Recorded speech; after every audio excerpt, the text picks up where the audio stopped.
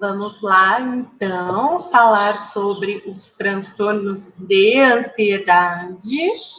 Primeiro, eu vou partir de como o DSM, né, o Manual Diagnóstico e Estatístico de Transtornos Mentais, diferencia o medo e a ansiedade, né? São reações emocionais relacionadas e como que é trazida essa diferença. O medo é descrito como a resposta emocional à ameaça iminente, real ou percebida, quando está diante da ameaça, né? Você percebe uma ameaça, ela pode ser real ou não, mas existe uma percepção. Já a ansiedade tem a ver com a antecipação de uma ameaça futura. Por isso que falar sobre ansiedade tem tanto a ver com falar do tempo. É a relação de como a pessoa percebe o futuro e percebe o futuro como tendo elementos ameaçadores, né? Então, o medo tem a ver com algo que é neste momento percebido e a ansiedade com algo relacionado ao futuro. Nesse livro que chama Além do Consultório, do psiquiatra Daniel Martins de Barros, ele fala um pouquinho desses aspectos da ansiedade no nosso organismo. Ele conta assim: essa emoção tão perturbadora, ela pode literalmente bloquear o pensamento racional.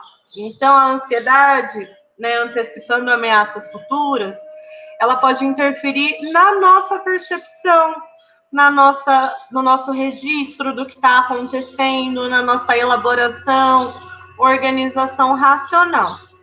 Simplificando bastante, um mecanismo complexo. As principais áreas cerebrais responsáveis pela sinalização de perigo são chamadas amígdalas e são localizadas numa região profunda do cérebro.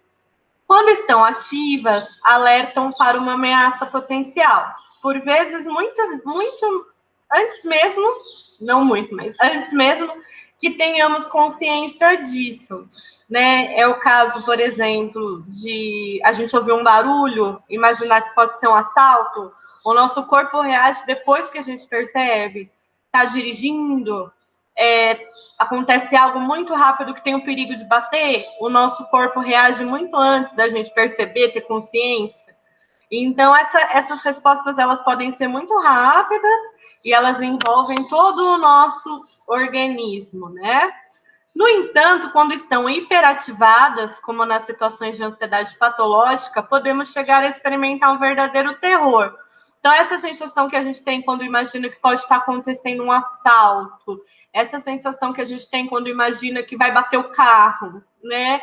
Ela acaba acompanhando momentos cotidianos. Então, eu vou sentir isso cada vez que eu entrar em casa, ou cada vez que eu fechar a casa para dormir. Eu vou sentir isso o tempo inteiro, enquanto eu estou dirigindo, ou enquanto eu estou andando. Isso vai tomando dimensões, tomando proporções que prejudicam a minha vida. Lembrando que em psicopatologia, a gente vai cogitar a existência do transtorno quando tiver efeitos prejudiciais na vida daquela pessoa, em uma ou mais das esferas da vida, né? Na vida profissional, na vida afetiva, na vida familiar, nas amizades. Então, assim, tendo um prejuízo, a gente considera que ao invés de uma resposta emocional saudável, que faz parte dos nossos conjuntos de reações, a gente começa a observar como que aquele elemento, no caso a ansiedade, está presente na relação da pessoa com vários aspectos da vida dela e que prejuízos, que impactos prejudiciais aquele elemento traz. Com sua função de nos preparar para fugir ou lutar, se as amígdalas gritam assim tão alto, acabam afetando o córtex pré-frontal. E o córtex pré-frontal, ele é responsável pelo pensamento racional, pela avaliação fria das situações. Né? E ele fica falando sozinho, tentando nos convencer a sermos razoáveis, pensar melhor. Então, as respostas de ansiedade, né, não dependem do nosso autocontrole, da nossa força de vontade, da nossa razão. Porque está mexendo com toda uma parte que, na verdade, abala a nossa habilidade de olhar friamente, de olhar racionalmente, de avaliar ponderadamente, né? Por isso que é tão importante que a pessoa possa ser acompanhada. O transtorno de ansiedade generalizada, né, é quando a pessoa vai chegar. Quando que eu vou imaginar que ele pode estar acontecendo? Quando a pessoa chega e começa a contar da ansiedade como algo muito constante na vida dela, como algo constante, persistente e que se manifesta em diferentes situações, mas que é muito difícil ela se sentir sem estar ansiosa e sem estar com uma ansiedade muitas vezes desproporcional ao que está acontecendo. Então, vamos imaginar que a pessoa está muito preocupada com o trabalho, está muito preocupada com a escola, ou está muito preocupada com alguém que ela ama, né? Ela pode ter motivos para estar preocupada. Aliás, né, na nossa vida, motivos de preocupação são mesmo cotidianos. Mas essa preocupação ela vai se infiltrando, se impregnando, ela predomina na forma da pessoa perceber, como se ela não conseguisse desligar. Né? A maior parte de nós, assim, se pensar, nossa, sem a ansiedade, eu não sei se eu me organizaria para fazer o trabalho que eu preciso fazer. Sem a ansiedade, eu não sei se eu organizaria para resolver tal e tal problema, porque a ansiedade dá aquela ligada de que a gente precisa encaminhar as coisas, né? Já as pessoas com ansiedade generalizada, se a gente pergunta assim, como que seria a sua vida sem a presença da ansiedade? Aí ela suspira e fala muito melhor, né? Porque a ansiedade, ela de alguma forma, ela está impedindo que a pessoa enxergue com mais clareza, com mais precisão, o que ela precisa resolver. Então, enquanto a ansiedade, no geral, ela pode dar aquele empurrãozinho para que a gente resolva nossos problemas, para que a gente enxergue as questões que precisam ser encaminhadas, a ansiedade generalizada não. Ela vai bloqueando, ela vai travando, porque é algo muito constante, muito incômodo. Então, no DSM, né, a ansiedade generalizada ela é definida assim: ansiedade e preocupação persistentes e excessivas acerca de vários domínios, com a dificuldade em controlar. Marcela, como que eu sei que é excessiva? Né? Vamos pensar, a gente está num contexto de pandemia, as pessoas estão muito ansiosas em relação aos cuidados que elas precisam ter para sair, para trabalhar, para estar no ambiente de trabalho, então estão ansiosas de estar com a máscara, de estar com álcool em gel, de distanciar 1,5 metro ou mais. E aí, como é que eu vou dizer que é excessiva? Né? Por isso que eu preciso escutar a pessoa e avaliar quais são os prejuízos trazidos. Né? Num contexto que a gente está, por mais que a ansiedade seja desconfortável, algumas ansiedades estão levando a respostas necessárias, a respostas adaptativas, essa preocupação antes de sair de casa, conferir se tem máscara, conferir se tem álcool, né? Pensar em medidas, horários mais vazios, horários que vai conseguir estar mais distante das pessoas. Isso é muito desconfortável, mas está ajudando em respostas que são adaptativas, ajudando em respostas que são necessárias. É diferente de quando, né, a pessoa ela já não consegue dormir, ela perde o apetite, ela se sente predominantemente desconfortável, incomodada, com o coração batendo, suando nas mais diversas situações. Então, a gente precisa escutar a pessoa para ver que impactos prejudiciais aquela ansiedade tem. Os sintomas físicos, eles podem incluir inquietação, fatigabilidade, dificuldade de concentração, irritabilidade, tensão muscular e perturbação do sono. Aqui, como são vários os diagnósticos que a gente está comentando hoje, eu escolhi trazer o mais geral para ser assim, vamos imaginar qual quadro pode estar se manifestando ali, de transtorno de ansiedade. Para depois a gente ler os diagnósticos com mais detalhes, tá? Os diagnósticos do DSM.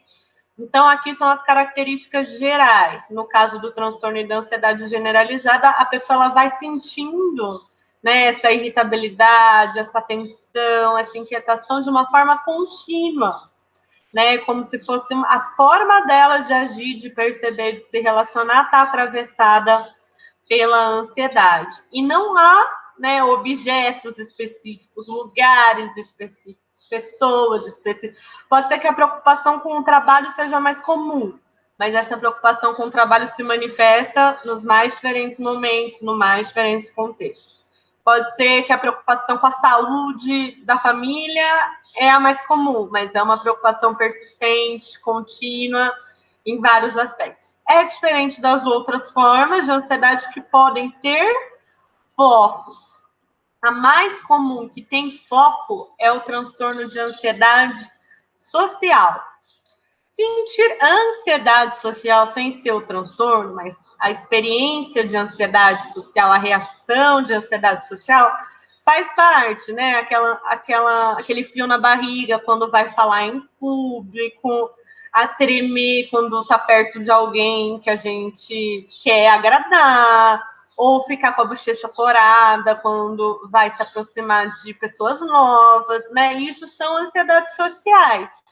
Lembrando que se a ansiedade ela é um indicativo de que algo nos importa, a ansiedade social ela tem muito a ver com isso. Estar com outras pessoas nos importa, estar com pessoas novas, estar com pessoas que a gente quer que nos vejam com uma imagem positiva, estar com pessoas com quem a gente percebe uma certa hostilidade, tudo isso gera ansiedade.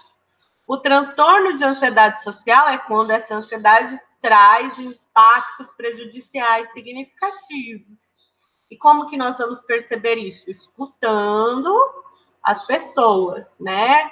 A característica essencial do transtorno de ansiedade social é um medo ou ansiedade acentuados, intensos, de situações sociais nas quais o indivíduo pode ser avaliado, né? Uma sensação de que as pessoas vão me olhar e vão me julgar, vão me olhar, vão me depreciar, vão me ridicularizar, vão me olhar, vão achar ridículo, vão achar que o que eu faço está muito mal feito.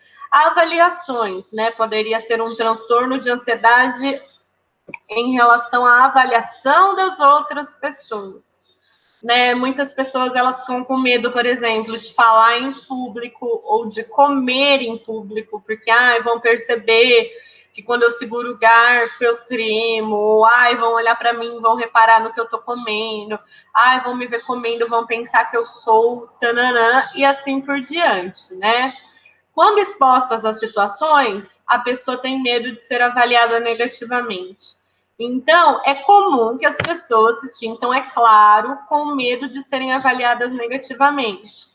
Mas existem momentos em que esse medo, essa ansiedade gera reações físicas muito intensas ou uma paralisia. A pessoa deixa de fazer coisas que são necessárias, deixa de fazer coisas que são importantes para ela, porque essa ansiedade paralisa, né? Lembrando que a gente sempre precisa notar os efeitos prejudiciais, os impactos prejudiciais. Ela tende a temer, agir ou aparecer de certa forma, ou demonstrar. A questão da ansiedade social, você fica ansiosa com medo de perceberem que as pessoas te veem ansiosa. Você tem medo de ficar ansiosa e parecer que está ansiosa, demonstrar que está ansiosa. Os sintomas de ansiedade geram ansiedade, né? Aquela pessoa que vai falar em um público e treme, e aí ela treme mais com medo de que as pessoas percebam que ela está tremendo. É aquela pessoa que está num lugar novo e transpira, e aí ela transpira mais com medo de que as pessoas percebam que ela está transpirando, e aí avaliem negativamente, né? Ruborizar, tremer, transpirar, tropeçar nas palavras. Então, essa questão do julgamento do outro é algo muito forte. E o pânico, né? O pânico, a origem do nome pânico tem a ver com um deus grego que deu um grito tão forte, tão forte, tão forte, que apavorou e congelou, né, muitas pessoas. É um Deus que estava adormecido, então ele desperta e grita, e nisso que ele grita, o medo gerado, o pavor gerado por esse grito é tão grande que paralisa. Então, o pânico, ele tem a ver com esse pavor, ele tem a ver com uma sensação de algo muito, muito, muito forte e apavorante. O pânico, ele pode durar poucos minutos, o ataque de pânico, a crise de pânico, mas a sensação é de durar horas. É algo muito intenso e apavorante, né? No transtorno, existe a diferença do transtorno para os episódios de pânico, para os ataques. No transtorno, a pessoa experimenta ataques de pânico inesperados recorrentes. É diferente de alguém que teve um ataque de pânico, de alguém que tem ataques de pânico de uma forma recorrente e está persistentemente apreensiva ou preocupada com a possibilidade de sofrer novos ataques ou alterações desadaptativas em seu comportamento. Então, o transtorno, ele inclui a presença de ataques, mas ele inclui as respostas da pessoa com medo de que novos ataques aconteçam. As respostas da pessoa que fica ansiosa e evita situações imaginando que novos ataques possam acontecer. Evita estar em determinados lugares, evita estar com determinadas pessoas, evita sair de casa em determinados horários. Por quê? Porque o ataque vivido, ele é tão assustador, tão pavoroso, tão amedrontador, tão intenso, que a pessoa quer fazer o que for possível para que não aconteça novamente. Então, junto com o ataque, que é muito difícil, vem as reações para evitar o ataque, que acabam gerando uma série de impedimentos também. Como é o ataque? Os ataques de pânico são ataques abruptos, de medo intenso, desconforto intenso, tem um pico em poucos minutos com sintomas físicos e cognitivos. É muito comum a pessoa que está tendo um ataque de pânico ter a sensação de morte, de que ela vai morrer, de que ela está próxima da morte, de algo muito, se não for a morte, né, não nomear como a morte, mas que algo muito ruim está acontecendo com ela, algo muito, muito ruim que ela não tem como controlar. Tanto que os ataques de pânico é muito comum que a pessoa tenha, antes de ir ao psicólogo ou antes de ir ao psiquiatra, tenha ido no pronto-socorro para ver esses sintomas, ou ter ido no cardiologista, porque são a palpitação, o coração acelerado, é muito semelhante a uma doença do coração. Então, o pânico toma a pessoa abruptamente, né? E a pessoa sente aquilo muito forte, muito pavoroso, e não tem como controlar. Entre os sintomas que algumas pessoas com transtorno de pânico desenvolvem, né, é uma fobia de lugares cheios, ou de lugares fechados, ou de lugares em que ela sinta que um ataque de pânico pode acontecer. Então, pode ser que a pessoa desenvolva, a partir de um ataque de pânico ou mais ataques de pânico doloridos, pavorosos, amedrontadores, ela acaba desenvolvendo transtorno de pânico, que tem todos esses sintomas de tentar evitar que um ataque aconteça, e entre esses sintomas pode estar um quadro de agorafobia, que é evitar lugares onde imagina que uma ansiedade muito intensa pode acontecer. Tanto pessoas com transtornos de pânico podem ter agorafobia, quanto a agorafobia pode vir de uma forma mais específica, né? Quando que a gente chama de agorafobia? Quando a ansiedade... Agora, né? É o nome dado para os espaços públicos. Por exemplo, a Ágora, na Grécia, era a praça pública, onde discussões políticas eram feitas, onde os encontros entre as pessoas aconteciam. Então, a gente chama de agorafobia quando a ansiedade intensa da pessoa é em reação a alguns contextos, como usar transporte público, estar em espaços abertos ou estar em espaços fechados, ficar em uma fila ou estar no meio de uma multidão, estar fora de casa sozinho, né? Então, assim, espaços públicos, espaços fechados, espaços com muita gente, espaços em que a pessoa não possa estar com alguém, né? A fobia, então, a ansiedade intensa, a ansiedade que os sintomas se agravam, uma ansiedade paralisante ou uma ansiedade de alerta, vai estar relacionada aos espaços e aos lugares. Aí a gente chama de agorafobia. Porque a fobia tem a ver com essa ansiedade, diferente da ansiedade generalizada, que é em relação difusa e persistente nos mais variados contextos, ou a ansiedade social, também em relação a pessoas, a contato das pessoas, olhar das pessoas que estão em muitas situações, Ou o pânico, que a gente não identifica um desencadeador específico, né? Um fator que desencadeia, um fator que leva, um fator que causa essa ansiedade, né? Na agorafobia, sim, a gente sabe que está associada a esses espaços. Assim como nas demais fobias. Falar de fobia é falar de uma causa específica. Então, a fobia específica é uma resposta intensa a um objeto. Pode ser um animal, como os insetos, a barata, né? Mas outros animais também, cachorro, gato, sapo. Ou fobia de voar, fobia de elevador, fobia de altura, né? Então, falar de fobia é uma ansiedade intensa em uma situação específica, ok? Esses são os quadros, para a gente ter essa visão geral.